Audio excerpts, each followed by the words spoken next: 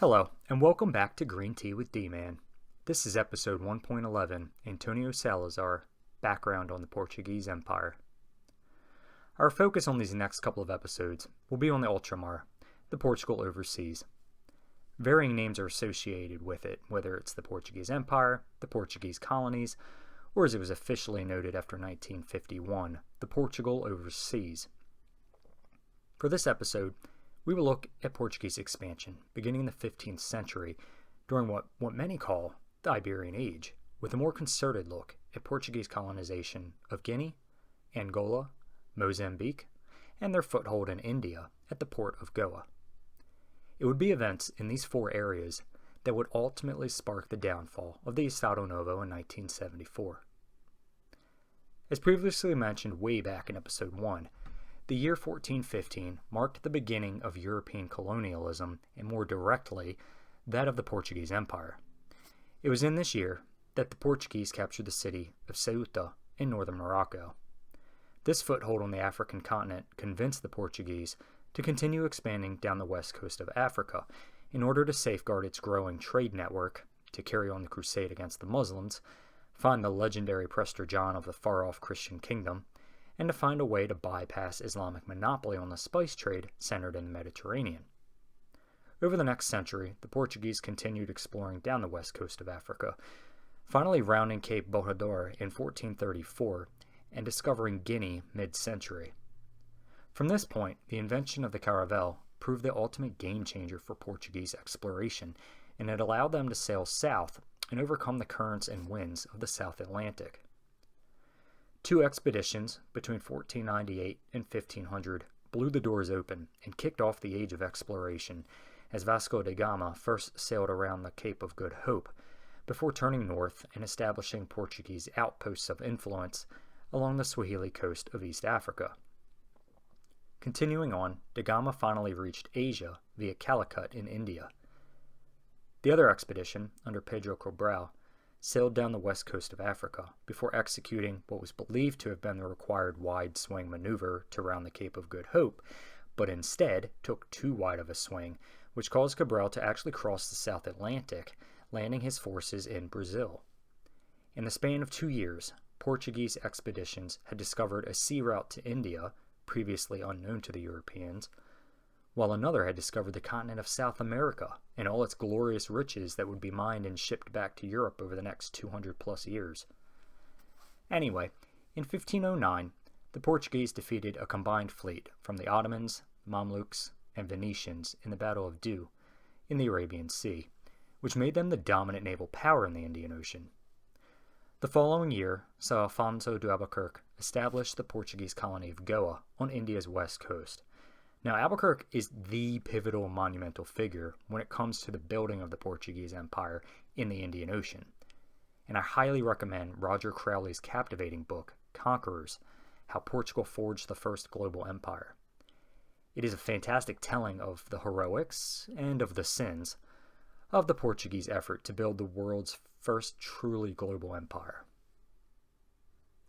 Alright, over the next few centuries, these colonies in Guinea, Brazil, Angola, Mozambique, and Goa provided immense riches to the Portuguese crown through the slave trade, sugarcane plantations, the spice trade, mining of gold and silver, and other commercial interests. Now, the crown jewel for Portugal and its overseas empire at this time was Brazil. Nearly 90 times larger than mainland Portugal, Brazil was invaluable to the empire. It provided sugar, diamonds, and gold to the crown. However, things started to fall apart by the time that little French Emperor Napoleon came around, and after French forces invaded the Iberian Peninsula in 1807, the Portuguese royal court fled to Brazil, where they would stay until 1821. Now, you add fuel to the fire of the turmoil on the European continent, it was the independence revolutions in South America, led by men such as Simón Bolívar.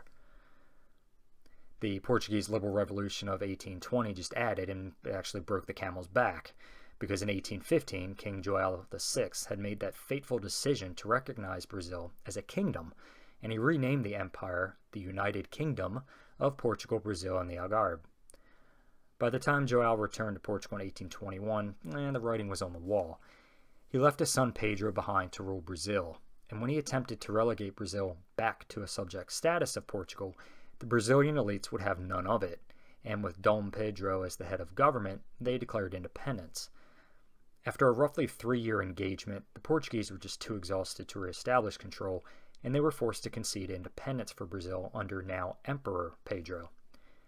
It was a major gut punch for the Portuguese Empire, and it was made all the more worse because their main ally, Great Britain, had pushed them to accept independence from Brazil in 1825.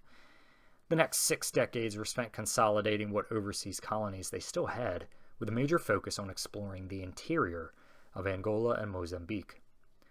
Eventually, this led to an official policy identified in the Pink Map. In this document, Portugal showed its claims of a contiguous colony running from Angola on the Atlantic coast across Africa to Mozambique along the Indian Ocean. This led to tensions with the British, who, under Cecil Rhodes, was expanding its influence across the southern half of the continent. Portuguese troops enforced the Pink Map physically by moving into the Zambezi region. In January 1890, the British government issued an ultimatum to Portugal, demanding that it withdraw its troops from Zambezi and accept British arbitration on the border dispute with British South Africa. The ultimatum gave Portugal a deadline of 2 weeks to comply with British demands. The Portuguese government was forced to accept British arbitration, which was seen as a blow to its sovereignty and prestige. Furthermore, the withdrawal of troops from the Zambezi region was a major setback for Portugal's colonial ambitions in Africa, and it really highlighted Portugal's declining power on the world stage and its inability to stand up to larger, more powerful nations. The international embarrassments would not end with the British ultimatum, as World War I sucked the Portuguese into that violent, ruinous cauldron like so many other countries. Portugal's involvement in World War I was largely driven by political and economic factors rather than a strong commitment to the Allied cause. In 1916, Portugal's Prime Minister, Afonso Costa, signed a secret treaty with Britain and France, pledging to provide military support in exchange for financial aid. In early 1917, Portugal deployed a force of around 55,000 soldiers to fight on the Western Front, where they were initially assigned to defend a sector of the front line in Flanders. However, the Portuguese troops were poorly equipped and poorly trained, and they suffered heavy casualties in their first major engagement against German forces in April 1917. Additionally, Portuguese forces in Africa were continuously outfought by the German contingent under the command of Paul von Lettow-Vorbeck, who is recognized as the sole undefeated German commander of World War I. He also led an invasion of Portuguese Mozambique, and he advanced as far south as Quelimane, before finally surrendering in 1918 at Abercorn in British Rhodesia. Despite these setbacks, Portugal continued to contribute troops to the war effort, and by the end of the war, around 100,000 Portuguese soldiers had served in the conflict. Portugal's military contribution was not a major factor in the outcome, but its participation did have significant consequences. One of the most significant impacts of Portugal's involvement in World War I was the strain it placed on the country's economy. Portugal had to borrow heavily from the Allies to finance its military effort, which led to inflation and economic instability in the post-war period. According to data from the International Monetary Fund, IMF, Portugal's inflation rate rose sharply during World War I from an average of 3.7% in the pre-war period, 1910 to 1913, to an average of 19.6% during the war years, 1914 to 1918. This inflation was driven in part by increased government spending on the war effort, as well as by shortages of goods and services. Portugal also took on significant levels of debt during World War I to finance its military efforts. According to estimates from the Bank of Portugal, the country's public debt rose from 3.3 billion escudos in 1914 to 8.8 billion escudos in 1919, an increase of more than 160%. This debt burden was a major challenge for the country in the post-war period, and it contributed to ongoing economic difficulties. Now, in addition to the inflation and debt taken on, Portugal also faced economic challenges related to its trade relationship during World War I. The country's traditional trading partners in Europe were disrupted by the conflict, and Portugal was forced to seek out new markets. However, the country's attempts to expand its trade relationships with the United States and Latin America were hampered by competition from other countries and by the economic instability caused by the war. Overall, the economic impact of World War I on Portugal was significant, and it contributed to ongoing challenges in the post-war period. While the country's experience was not as severe as that of some other European nations, it nonetheless had a lasting impact on Portugal's economic trajectory. Portugal's participation in the war also had political consequences. The country's involvement in the conflict was unpopular with many segments of Portuguese society, and it contributed to the destabilization of the country's government. As discussed in earlier episodes, in 1917, a military coup led by Sidónio Pais overthrew the democratic government and established an authoritarian regime that lasted until the following year. While the country's military contribution was relatively small, its participation had significant economic and political consequences that would shape the country's trajectory in the years to come, which brings us to the 1920s and the rise of Antonio Salazar, and the lasting impact he would have on the colonial situation until the Carnation Revolution toppled the Estado Novo in April 1974. When Salazar rose to power in the late 1920s, the colonies, or overseas provinces as they were recognized at the time, exercised a degree of autonomy that posed a direct threat to Salazar's grand ambitions in balancing the books and correcting course on Portugal's economic backwardness. Specifically, the provinces such as Angola sucked in a lot of money from the coffers of Lisbon and directed these funds to decentralize investments and corruption of local officials in the provinces. Some members of the Colonial Committee in Portugal enjoyed this setup and allowed themselves a largely free hand in seeing development in the provinces benefit themselves before any proceeds made it to the central authorities in Lisbon. For Salazar, this simply couldn't stand. By January 1930, Salazar decided to take over the colony's portfolio, and he began shaking up the chessboard of the Portuguese Empire, starting with its structure and governance. Thus was born the Colonial Act of 1930.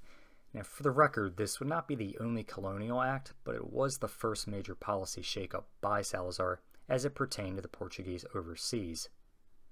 So we have this Colonial Act of 1930, which, if you're an American, or you know American history, specifically the American Revolution, then you're possibly thinking of something like, I don't know, the Tea Act of 1773, which directly led to that fun little shindig known as the Boston Tea Party.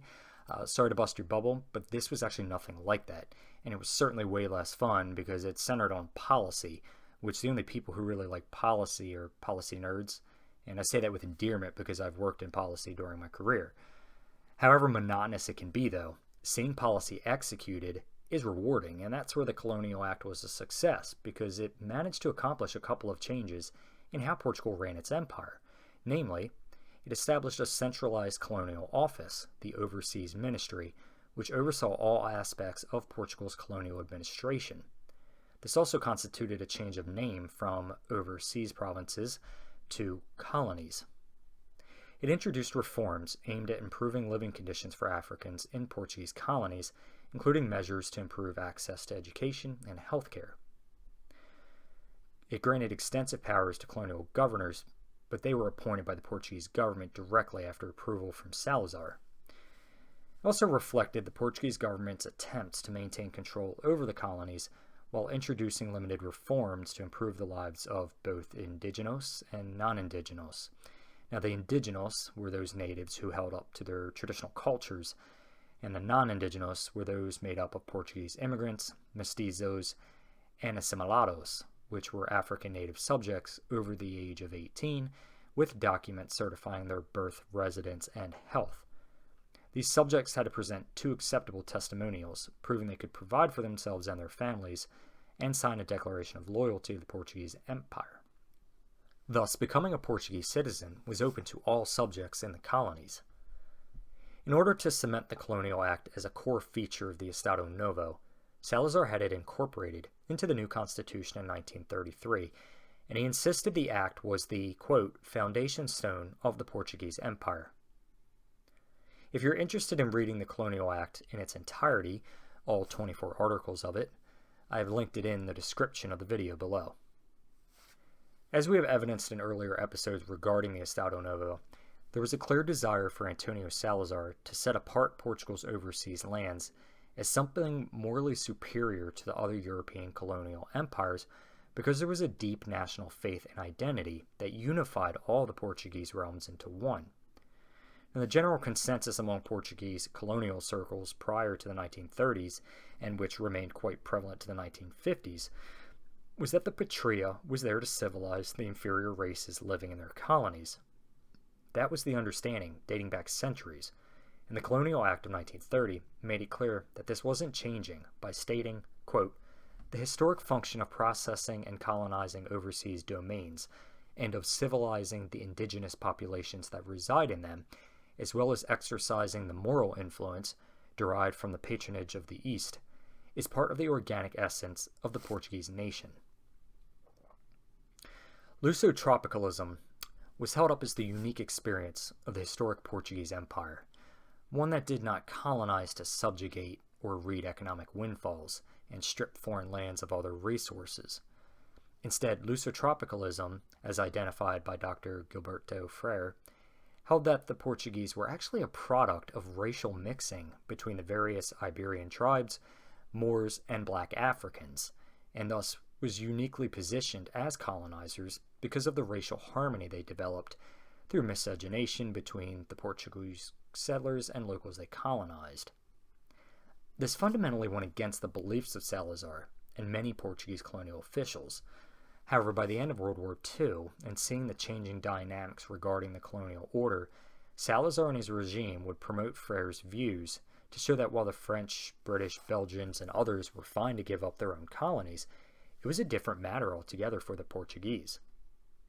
I want to highlight here that Dr. Freyre did not deny that there was some form of racism present in the former Portuguese areas. More specifically, he's mentioning Brazil. But he was adamant that this was not systemic racism and that Brazilians would never contemplate the kinds of segregation that occurred in mixed societies such as the United States or South Africa. For these former colonies, Dr. Freyre suggested the lens with which most people viewed one another was through class, not race. And with that, we will bring this episode to an end.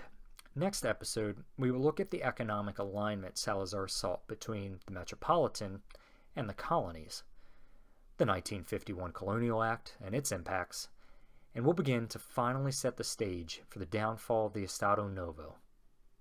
As always, thank you for listening, and I hope you enjoyed this episode.